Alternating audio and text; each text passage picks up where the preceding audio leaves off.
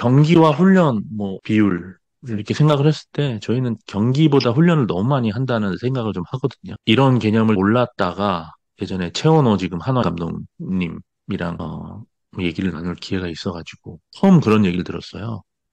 우리가 경기에 비해서 훈련을 너무 많이 한다고.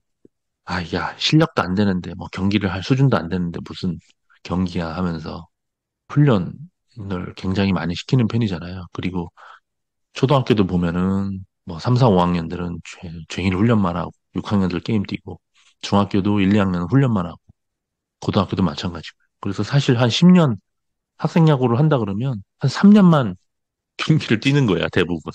초등 6학년, 중3, 고3. 중간중간에 연습 게임 같은 걸 하더라도 대부분은 훈련 위주죠. 근데 미국의 학생 야구 같은 경우에는 뭐 항상 연령대별 대회를 운영을 하잖아요.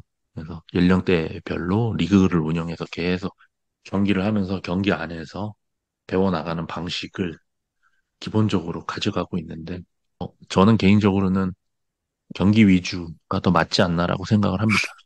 그래서 한번 이런 실험 한번 해봤으면 좋겠어요. 뭐 현실적으로는 구현하기 힘든 테스트지만 한쪽 그룹은 훈련만 한 1년 동안 하고 한쪽 그룹은 아무런 훈련도 하지 않고 1년 동안 시합만 했을 때 과연 두 그룹의 소위 말하는 기본기, 스윙, 뭐 피칭, 수비 이런 어떤 운동 기술이 어떻게 차이가 나는지 축구를 대상으로 그런 실험을 한 내용이 소개되고 있거든요. 그러니까 뭐 1년까지는 아니었는데 제 기억으로는 아마 주인가 한 12주 정도를 그렇게 딱 두 그룹으로 나눠서 그 축구에 필요한 기본적인 어떤 드리블, 패스 이런 것들을 일단 항목을 딱 정해놓고 한 그룹은 그거를 훈련을 8주에서 12주 동안 시켰고 한 그룹은 아무런 어떤 디렉션, 인스트럭션 그거에 대한 교습 없이 경기를 계속 뛰게 한 거예요.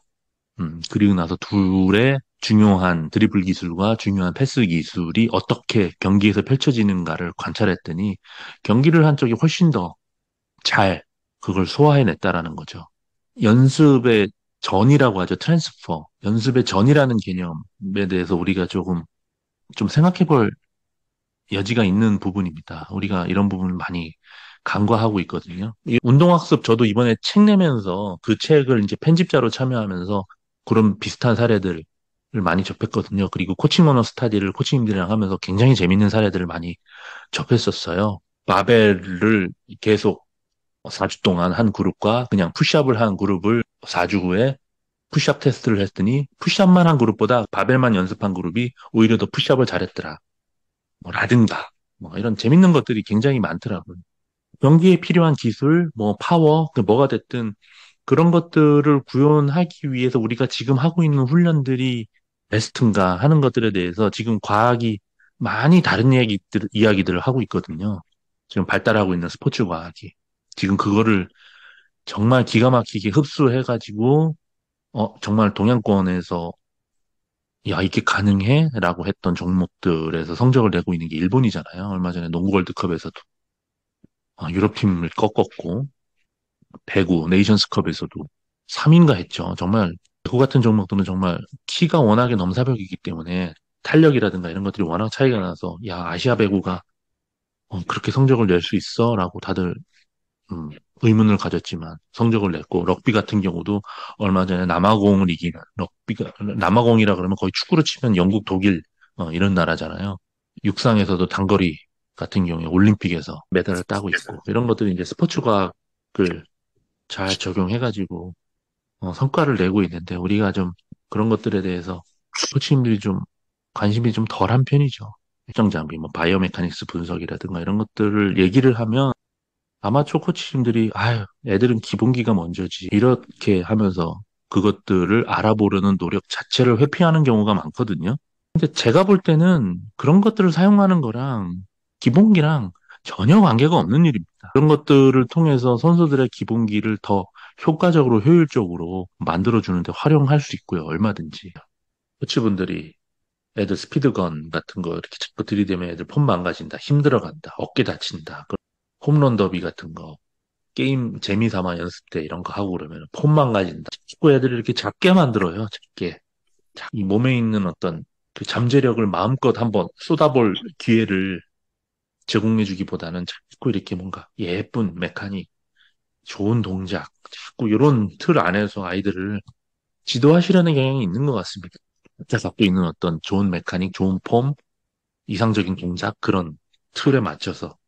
그래서 이런 홈런 더비라든가 구속 경쟁, 랩소드나 포켓레이더 같은 바로바로 그냥 피드백되는 이런 환경에서 연습을 하는 거를 굉장히 못마땅해 하시는 분들이 계시더라고요. 이 부분은 코치님들을 만나도 좀 가끔 논쟁을 하기도 하고 다른 부모님들하고도 논쟁을 하기도 하는, 오히려 저는 어릴 때 기본기를 너무 잘 배웠을 때 그 기본기로 인해서 성장이 가로막힐 확률이 더 높다라고 생각하는 편이에요.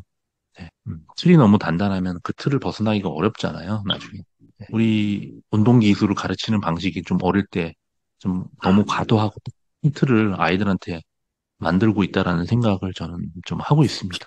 일본 게이오 대학의 투수들이 정말 한 1년 동안 단체로 한 구속이 한 5, 6kg 가까이 이렇게 오른 케이스를 제가 소개해 드린 게 있었는데, 그냥 랩서더로 계속 보면서 연습을 한 겁니다. 계속 보면서 선수들이 이렇게 던지니까 2kg 늘었네. 내가 방금 무슨 짓을 한 거야?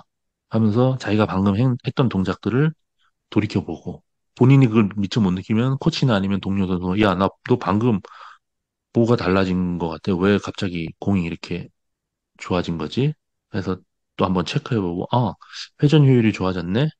회전축이 아까보다 뭐 12시 반에서 뭐 1시로 바뀌었네? 그럼 나한테는 내가 가장 힘을 잘 쓸 수 있는 릴리스 포인트랑 암슬랏, 뭐 팔각도나 이런 것들은 요게 맞는 건가? 하면서 또 거기에 비춰가지고 던져보고 이러니까 집단적으로 그런 경쟁심이 일어나면서 어떤 특별한 코치의 어떤 메카닉 지도라든가 그런 거 없이 이제 확 상승한 케이스가 있었거든요. 그러니까 우리가 어떤 코칭이나 지도나 이런 것들을 반드시 어떤 경험 있고 실력 있는 지식이 많은 코치의 어떤 그 말이라든가 교습 이런 것들을 통해서만 선수의 어떤 비약적인 성장이 일어나는 건 아니라는 걸 우리가 좀 이해할 필요가 있죠.